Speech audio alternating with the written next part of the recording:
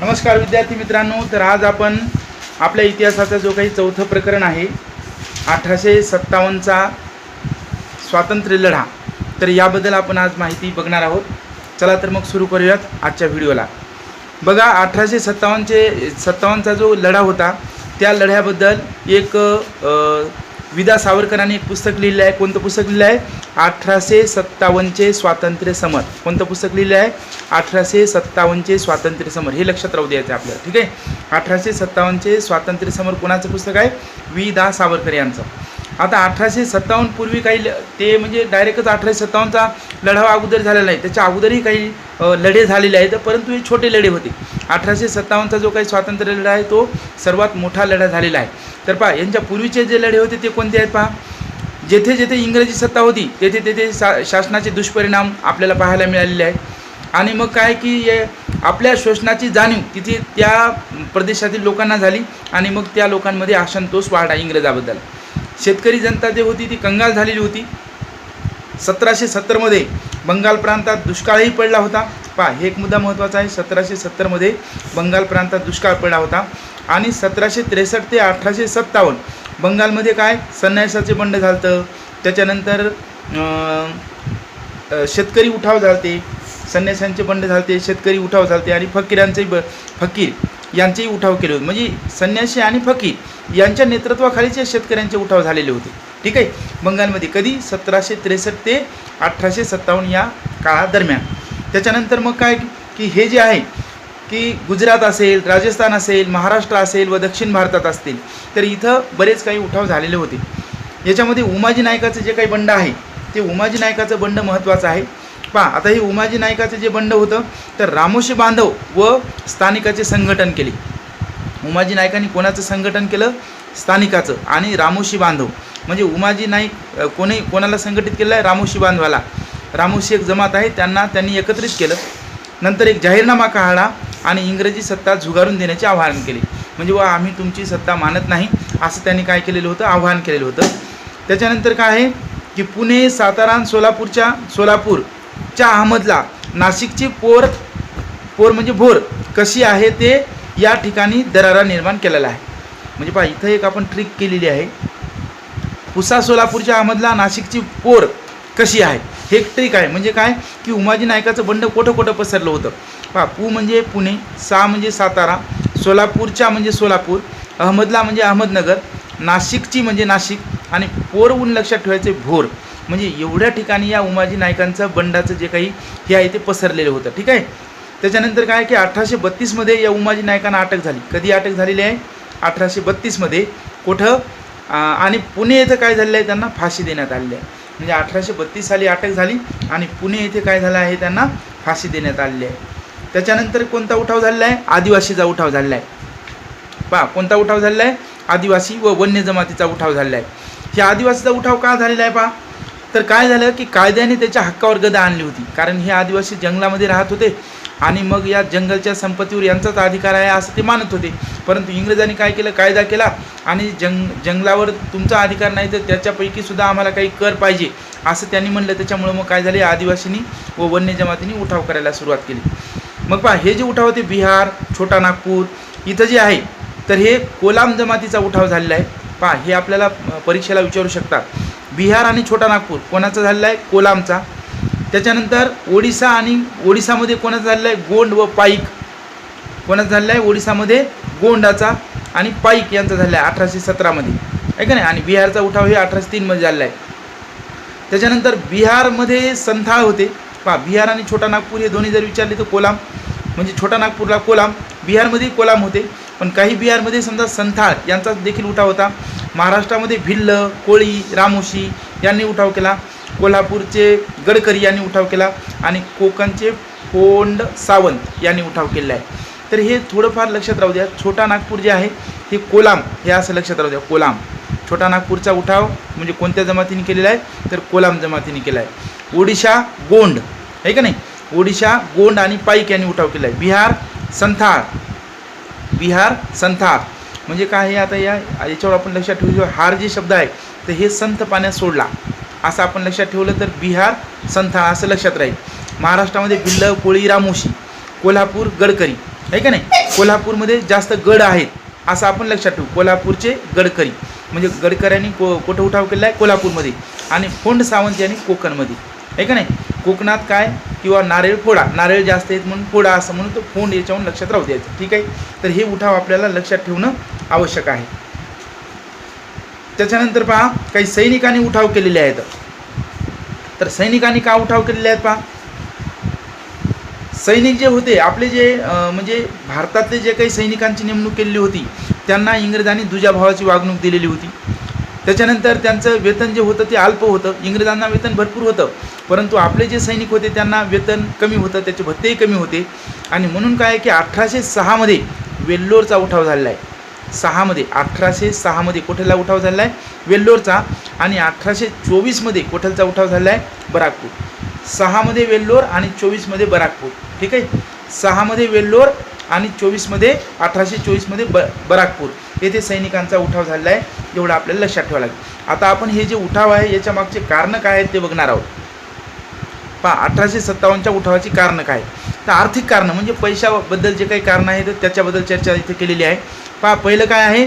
नवीन महसूल पद्धत. इंग्रजांनी काय केलेलं होतं की नवीन महसूल पद्धत आणली होती आणि क्षेत्रानुसार म्हणजे त्यांच्याकडून महसूल जमा करत होते. पहिलं काय होतं किंवा जेवढं पिकलं त्या पद्धतीने ते कर वसूल करायचे, परंतु आता जमीन पिको अथवा न पिको जितकं क्षेत्र आहे तितकं जास्त तो कर वसूल करायचे. आणि मग काय झालं, आणि जे काही स्थानिक उद्योगधंदे होते त्याच्यावर जास्त कर लावले होते आणि त्याच्यामुळे हे लोक कंटाळले होते किंवा यांचं शोषण होत होतं. आणि म्हणून हे आर्थिक कारण या उठावाचं एक कारण आहे. त्याच्यानंतर दुसरं जे कारण आहे पहा, त्याच्यानंतर आपल्याला काय बघायचं आहे की सामाजिक कारणे कोणते होते. तर इंग्रजांनी काय केलं होतं की आपल्या चालीरीती जे असतील, परंपरा असतील, रूढी असतील यात हस्तक्षेप केला होता. म्हणजे काय की हे सतीबंदीचा कायदा केला होता 1829ला, विधवा पुनर्विवाहाचा कायदा केला होता 1856ला. आणि त्याच्यामुळं काय होतं की लोकांच्या भावना दुखावल्या. त्यांना वाटलं की बाबा काय आहे की आपल्या चालीरीतीमध्ये इंग्रज ढवळाढवळ करत आहे आणि त्याच्यामुळे त्यांना त्यांच्या भावना दुखवल्या. आणि हे एक कारण आहे पहा सामाजिक कारण म्हणून की याच्यामुळं 1857चा उठाव होण्यास कारणीभूत झालेला आहे. त्याच्यानंतरचं कारण पहा राजकीय कारणं होते काही. राजकीय कारणं काय होते की पहा 1757पासून अनेक राज्य ताब्यात घेतली होती इंग्रजांनी. डलहौसी जे होता, डलहौसी एक आपला गव्हर्नर जनरल होता, त्याने काय केलं की अनेक राज्य खालसा केलेली होती. अयोध्या जे होतं तर गैरकारभाराचे निमित्त करून त्याने खालसा केलं होतं अयोध्या हे राज्य. त्याच्यानंतर सातारा हे जे राज्य होतं, सातारा झालं, नागपूर झालं, झाशी झालं, की इथं काय होतं की दत्तक विधान नामंजूर केलं. म्हणजे राजाने एखादा जर दत्तक पुत्र घेतला असेल तर त्याला राजा बनवायचं नाही, या पद्धतीनं काय केलं होतं त्यानं की दत्तक विधान नामंजूर केलेलं होतं. त्याच्यानंतर काय किंवा हिंदी सैनिकातील असंतोष हे कारण आहे. हिंदी सैनिकातील असंतोष हे काय कारण आहे की या हिंदी सैनिकांना तुच्छतेची वागणूक देत होते ते, यांचा पगारही कमी होता, सुभेदारापेक्षा वरचे पद नव्हते. म्हणजे जास्तीत जास्त आपला हिंदी सैनिक जे आहे सुभेदारापर्यंत जात होता, पण त्याच्यावरचं पद त्यांना मिळत नव्हतं. आणि सुरुवातीला दिले जाणारे भत्ते जे होते म्हणजे आपल्या यांना सुरुवातीला जे काही भत्ते दिले जात होते ते भत्तेसुद्धा काय झालेले आहेत कमी करण्यात आलेले होते. त्याच्यामुळे हे हिंदी सैनिकसुद्धा इंग्रजावर चिडले होते आणि त्यांनी काय केलेलं आहे की हे उठाव करायला सुरुवात केलेली आहे. त्याच्यानंतर पहा तत्कालीन कारण म्हणजे काय की एक म्हणजे त्याच वेळेला कोणतं कारण घडलं की 1856मध्ये हे एनफिल्ड बंदुका होत्या काही. तर ह्या एनफिल्ड बंदुका इंग्रजांनी पुरवल्या होत्या आपल्या हिंदी सैनिकांना. आणि त्याच्या कारतुसावर म्हणजे त्याच्या गोळीवर काय होतं आवरण होतं. आणि या आवरणाला गायीची व डुकराची चरबी लावल्याची बातमी हिंदी सैनिकामध्ये पसरली. मग आता हिंदू मुस्लिम सैनिकांच्या धार्मिक भावना याच्यामुळे दुखावल्या गेल्या, बरोबर आहे. आणि म्हणून काय केलं की हिंदी सैनिकांनी विरोध केला काय की ह्या एनफिल्ड बंदुका आम्ही वापरणार नाही. इंग्रजांनी काय केलं त्यांच्यावर शिस्तभंगाची कारवाई केली. म्हणजे ज्यांनी वापरलं नाही त्याच्यावर शिस्तभंगाची कारवाई केली आणि त्यांना जबर शिक्षा केली हिंदी सैनिकांना. आणि मग ती शिक्षा झाल्यानंतर ही बराकपूरची छावणी होती. कोणती? बराकपूर छावणी. तिथं मंगल पांडे नावाचा एक आपला सैनिक होता, त्याने काय केलं एका ब्रिटिश अधिकाऱ्यावर गोळी झाली. आणि इथूनच मग हे आपल्या 1857च्या उठावाला सुरुवात झाली. त्याच्यानंतर काय झालं मग मेरठ छावणी बराकपूरच्या छावणीतील मंगल पांडेनं गोळी झाडली ब्रिटिश अधिकाऱ्यावर. आणि मेरठ छावणीत मग काय झालं की जे पूर्ण हिंदी सैनिक होते या हिंदी सैनिकाची पूर्ण पलटणच काय केलं की दिल्लीकडे निघाली. आणि 12 मे 1857 काय केलं या दिल्लीचा ताबा घेतला त्यांनी. म्हणजे 12 मे 1857ला दिल्ली जिंकली कोटलच्या सैनिकांनी मेरठ येथील छावणीत. मधात त्यांना दुसरेही सैनिक मिळाले, ताबा घेतला.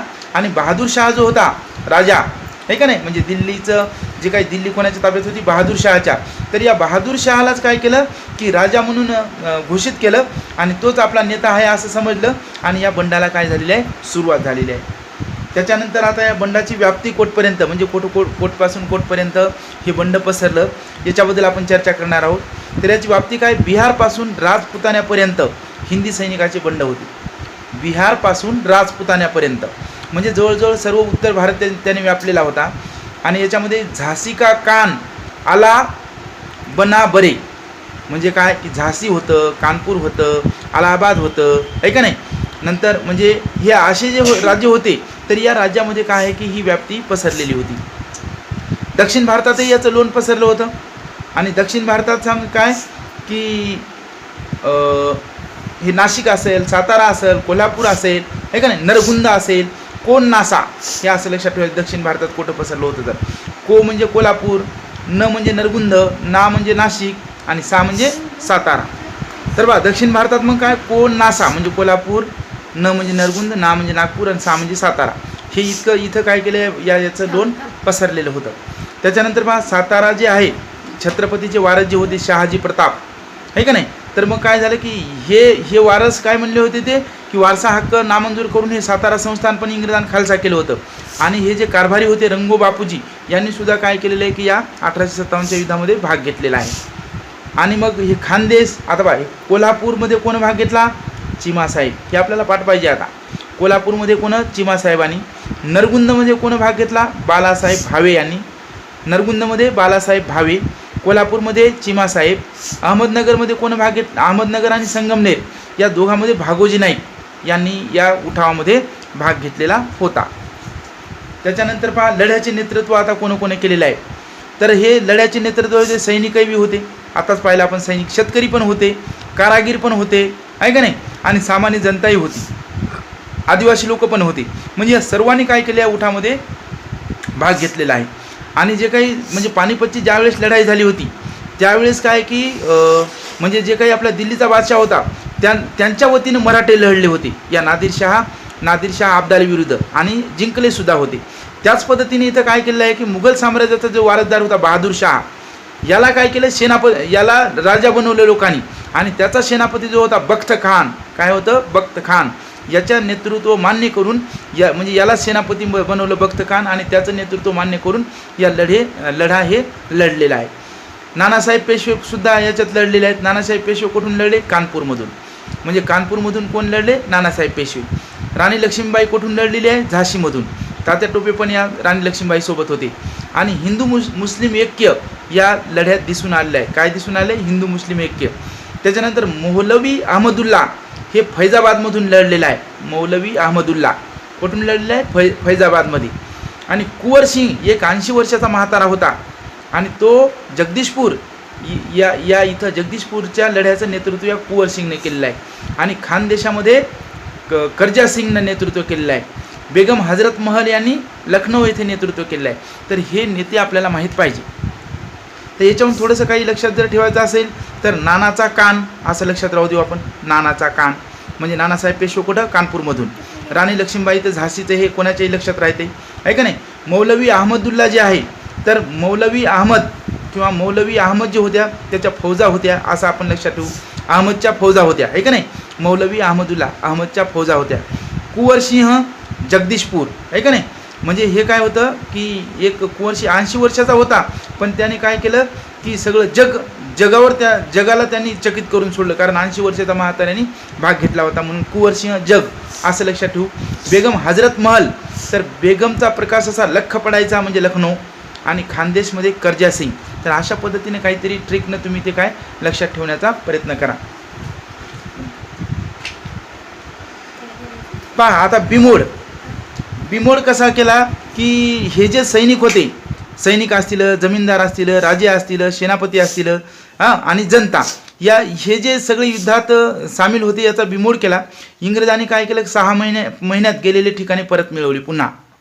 आणि धारातीर्थी बरेच जण पडले याच्यामध्ये, म्हणजे मृत्युमुखी पडले, मरण पत्करावं लागलं. त्याच्यामध्ये कोण कोण होतं, राणी लक्ष्मीबाई, कुंवरसिंहसुद्धा म्हणजे या युद्धामध्ये शहीद झालेले होते आणि अहमदुल्लासुद्धा शहीद झालेले होते. आता हे बहादूर शाह जे होता आपला दिल्लीचा बादशाह, याला काय केलेलं होतं की रंगून येथे कारावासामध्ये टाकलेलं होतं बंदी बनवून. नानासाहेब व बेगम हजरत महल नेपाळमध्ये पळून गेले आणि तिथं त्यांनी आश्रय घेतला होता. आणि तात्या टोपे यांना फाशी झाली होती. तात्या टोपेला काय झालं होतं, फाशी झाली होती. म्हणजे याच्यामध्ये धारातीर्थी कोण पडले आणि बहादूर शाह कुठे गेले होते, रंगूनला गेला होता. नानासाहेब व बेगम हजरत महल हे दोघं जण नेपाळमध्ये यांनी आश्रय घेतला होता. आणि काशी येथे काय तात्या टोपे होते. हे आपल्याला लक्षात ठेवावं लागेल. आता लढा हे जे आहे ते अयशस्वी झाला आहे. म्हणजे आपण काही स्वातंत्र्य मिळवू शकलो नाहीत. कशामुळं, तर हे याचा प्रसार जे भारतभर झालाच नव्हता. हे राजपुताना, पंजाब, बंगालचा काही भाग, ईशान्य भारत एवढ्यापुरतंच ते याच्यात होतं, आहे का नाही. म्हणजे जास्त पूर्ण भारतभर याचा प्रसार झालेला नव्हता. त्याच्यानंतर नेत्याचा अभाव होता, एकसंघपणा त्याच्यामध्ये उरला नव्हता आणि संस्थानिकाच्या सहभागाचा अभाव होता. बऱ्याच संस्थानिकांनी याच्यात भागच घेतला नाही. त्याच्यानंतर लष्करी डावपेचाचा अभाव होता, कारण आपल्याला काही तेवढं हे नव्हतं की आपले सैनिक उठले आणि डायरेक्ट दिल्लीला गेले, परंतु त्यांच्याकडे बंदुका आहे ते सगळं होतं. दिल्ली जिंकली परंतु ती आपल्याला टिकवता आली नाही. शस्त्रास्त्र नव्हते, नेतृत्व बरोबर नव्हतं, दळणवळणाची साधने इंग्रजाच्या ताब्यात होती. त्याच्यानंतर आंतरराष्ट्रीय परिस्थिती इंग्रजाला अनुकूल ठरली. कारण काय की क्रिमियन युद्ध संपले होतं. रशियासोबत जे युद्ध चालू होतं इंग्लंडचं ते संपलं होतं आणि म्हणून त्यांना आरामात होतं. आणि जी काय आरमारी ताकद इकडे लागत होती रशियासोबत ती त्यांनी इथं वापरून हे युद्ध जिंकलेलं आहे. त्याच्यानंतर पहा स्वातंत्र्य लढ्याचे परिणाम काय झालेले आहेत.